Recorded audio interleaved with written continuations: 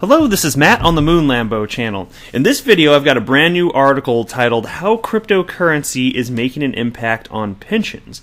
And so I wanted to run through how the landscape is changing. There's a firm called Cambridge Associates, and they're essentially consultants for institutional investors. And they were rather anti the idea of any sort of institutional investor jumping into cryptocurrency just 2 years ago, and now it seems that it's more so being encouraged. Yes, things are a-changing. I also want to talk to you, there's just a real short Twitter thread I want to share about the concept of competitors to Ripple joining the space, but using XRP as a bridge currency. So I want to talk about that. And also got a piece, not XRP related, it's about Silvergate Bank, which is looking to become a... Here, I'll just read the title. Looking to become institutional crypto lender. So Silvergate Bank looking to become institutional crypto lender. Now, before we get going here, if you would please delicately tap that like button. And if you're a fan of Ripple and XRP, go ahead and subscribe to the Moon Lambo channel. You might not regret it. Or you will. Not sure. All right, the investment firm Cambridge Associates is a privately held investment company based in the United States. The firm provides investment portfolio management and advisory services to foundations, private clients, pensions, institutional investors, and more. The United States-based firm has pensions and endowment consultant with more than $385 billion in assets under management, has stated institutions should start getting involved in the crypto industry. And here's a quote. The company said, "In looking across the investment landscape, we see an industry that is developing, not faltering. Although the crypto industry remains in its infancy, we think institutional investors should begin exploring it." Now, is that not cool stuff? You've got a consulting, basically it's a consulting firm that is encouraging the institutional investors they work with to begin looking into and actually investing in cryptocurrency. And it looks like there's no slouches. Here's their actual website. I just pulled it up. I'm not really going to read anything from it, but you can see here, Cambridge Associates named 2019 Outsourced Investor of the Year and Hedge Fund Consultant of the Year by institutional investors. So presumably they're doing something right. And I think I read also that they've got, I can't remember, maybe like 30 billion of assets under management.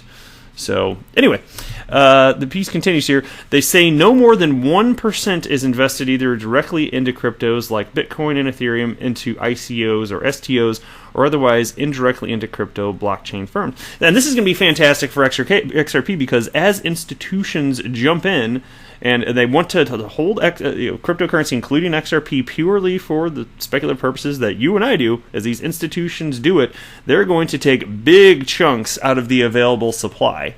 Big chunks. And XRP is going to be among those cryptocurrencies that is held by these institutional investors. And I keep insisting that on this channel, institutional investors, they are going to behave differently than retail speculators, and they're going to invest in those cryptocurrencies that they believe have staying power, which means they are going to be parsing out the differences between cryptocurrencies to a degree that is much more substantial than what you're seeing from retail speculators today. It is a coming, and this bodes well for XRP price long term.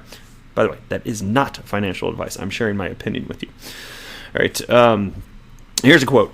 "The vast majority of institutional investors have little to no crypto asset exposure. We expect traditional venture capital funds to increase their investments in crypto assets going forward, meaning institutional investor exposure is also likely to rise." Exactly. Guys, I'm telling you, this is coming. It's just amazing to me that we've had this opportunity to get in and invest in XRP before the masses, not just the regular everyday Joe Schmoes, which I guess I'm an everyday Joe Schmo too, but we've got an opportunity to get in before all the institutional buyers. That is substantial. It's just unheard of. In a somewhat detailed statement, they explain that the different cryptocurrency investment strategies have potential, highlighting institutional investors aren't able to invest more than 20% into non-qualifying investment. The firm says that the industry is nascent and an allocation of more than 1% of a portfolio on a look-through basis does not appear prudent, even for those comfortable assuming the very high risks involved. And so this is timely because I was just stating in another video very recently that I believe that, yes, institutional investors, they're coming in, but they're going to start out small. I happen to have just finished covering this just very recently, and it's gonna you know what's gonna happen though? Even if they're just starting at, say it is 1% or maybe it's 0.5%, it's going to be more than that. It's going to get to 1.5% and 2% and 3% and 4% and 5%, and then eventually, once people realize and it becomes more and more clear, the more time passes, that the asset class as a whole is here to stay, you're going to see much larger allocations of crypto assets on a percentage basis, for pretty much from, you would think, any institutional investor. I mean, this is what's coming here. The U.S.-based firm was founded in 1973 by James Bailey and Hunter Lewis, and now has a workforce of over 1,300 employees. They've changed their tune after the firm the firm told institutional investors to stay away from cryptos at the height of the 2017 bull run. In November 2017, Cambridge Associates said, "In our opinion, institutional investors are better served focusing on investing in companies seeking to profit from the development and adoption of blockchain technology and fintech," which is financial technology, "more broadly than holding cryptocurrencies directly. Companies now implicitly making recommendations to diversify from cryptos of no more than 1% of holdings after they made research into the crypto space." And so, I would just say this. I don't know that they were necessarily like anti-crypto. It could, if it is the case that it's November of 2017, obviously there's this parabolic move up in price. It could have been solely that at that exact juncture in time, it's just like, hey, this is bubble territory. Why would we advise that our customers who are we consulting for jump into crypto right now? That could be perfectly reasonable. But if it was their stance that back then that crypto wasn't here to stay, then maybe they just needed to do some more research. Regardless, they seem to have figured it out and understand that cryptocurrency is here to stay, and it makes sense to have some exposure to the asset class. And that's why when I keep saying, as you look at as you look at the total market capitalization for all cryptocurrencies being today, I think we're under 300 billion still. I don't know if I even checked the price today. Or yeah, I did. It was earlier today. Yeah, of course I did. But that's nothing. It's going to be dropping the bucket. You're going to have a multi-trillion-dollar asset class eventually. That's what I believe is coming here. And take a look at this now. This is a tweet from XRP Research Center a little bit earlier today. "The beauty of XRP is that anyone can build and operate its own XRapid. The beauty of Interledger and open web monetization is that anyone can have its own coil. The beauty of the Internet of Value is that anyone can be a part of the change." And then somebody named XRP Zen responded, "Great point. As I think you know what would be awesome? A Ripple competitor that also uses XRP the same way Ripple does. That'd be a huge win for investors."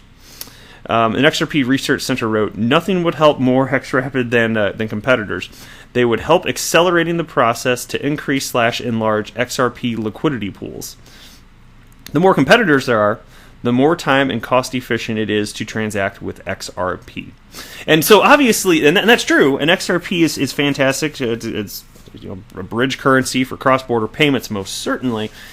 Ripple has the biggest incentive on the planet to make sure that XRP is adopted for this particular use case. If you're a different company jumping in, you're not going to quite have the war chest that Ripple has. They're very well funded, even before XRP took off to the levels price wise that it currently is enjoying.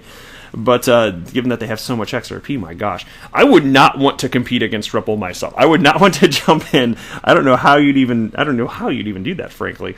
That would be really tough. You could try doing it, but then see that's the exciting thing. Like, as much as I agree, and it would be cool to see more competitors doing this, it's easier said than done. I mean, the relationships that have to be built, and then what does that mean? Or if you're going to compete against Ripple, are you going to use a cryptocurrency? Because you do need to solve this problem. You actually have to use a decentralized cryptocurrency. Cannot be a stable coin, because you have to take away the issue of trust if you want to solve the problem. That is key. That is the key.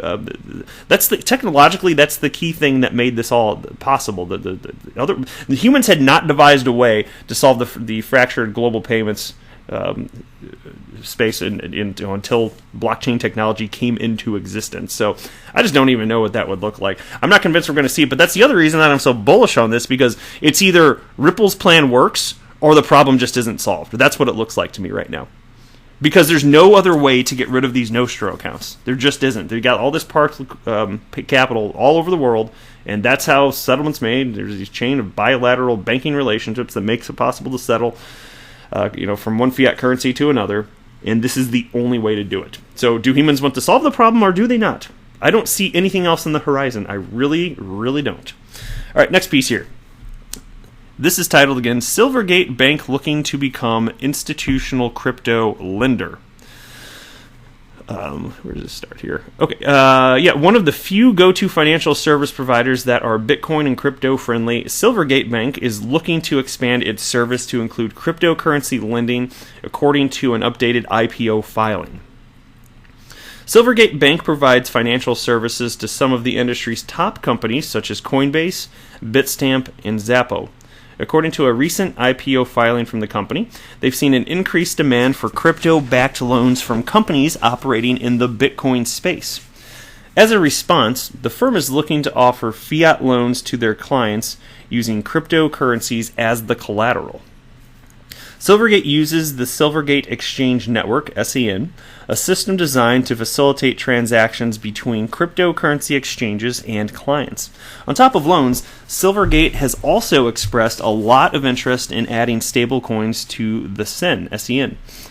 They aren't working with any stablecoin distributors at the moment, but according to the document, they hold USD deposits backing several stablecoins.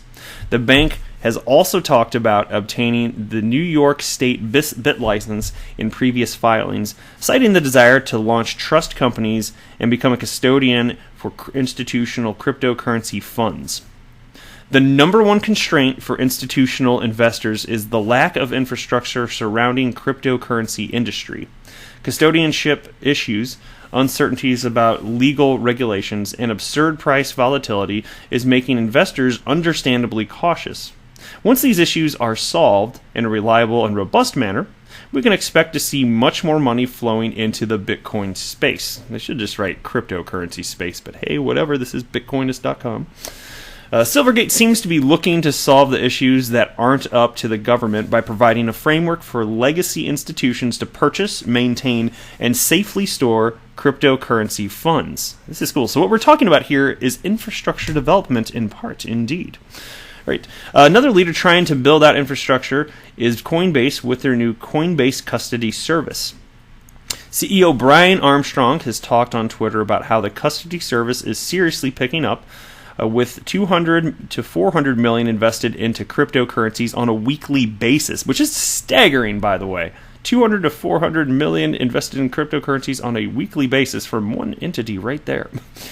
Crypto-backed loans may be something that convinces institutional investors that have been sitting on the sidelines that Bitcoin is not only here to stay, but a safe alternative investment class. Indeed, and that's why I keep going back to just the more time passes, it's going to become clear to everyone at some point, oh yeah, I guess this crypto stuff isn't going away.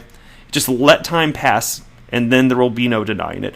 And the whole space is going to look a lot different. I still think that a lot of these coins are going to go away even though they won't necessarily literally stop existing, because I don't know that every human is just finally going to pack up and say, okay, I lost all my money, whatever. But I think you're going to see mass delistings of cryptocurrencies at some point. And they're going to be illiquid. Not that there's a huge amount of liquidity in the crypto space anyway, but some of these smaller cap coins that are just complete duds and serve no purpose, there will be so little trading volume that it won't make sense to have them listed on exchanges. That's the type of stuff that I suspect will be happening in the coming years. I just don't know when.